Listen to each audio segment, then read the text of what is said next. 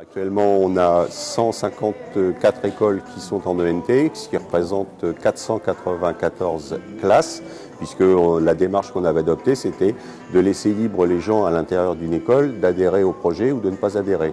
Parce qu'on avait constaté que quelquefois, un seul enseignant démarrait sur l'ENT et puis ses collègues un peu plus frileux attendaient de voir un peu ce qui se passait pour pouvoir se lancer dans le projet. Et on a eu un grand nombre d'écoles qui sont passées de une à la totalité des classes. Alors nous, on a un syndicat mixte qui est porteur au niveau de l'ensemble des collectivités. Chaque collectivité territoriale qui adhère à Somme Numérique a la possibilité de pouvoir mettre en place l'ENT dans sa commune si les enseignants sont d'accord. Et à partir de ce moment-là, les tarifs sont négociés par Somme Numérique qui refacture après à chaque collectivité en fonction du nombre de comptes ouverts.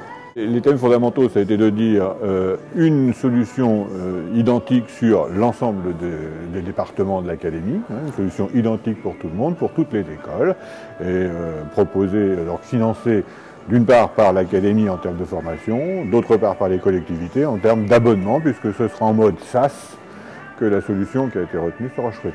Compte tenu des collectivités, de la taille des collectivités, on peut comprendre que l'engagement de la collectivité ne soit pas total au départ. Donc si je prends l'exemple d'une commune comme Nantes, qui a plus de 60 écoles, elle ne peut pas, sur une seule année, engager l'ensemble de ses élèves, l'ensemble de ses écoles.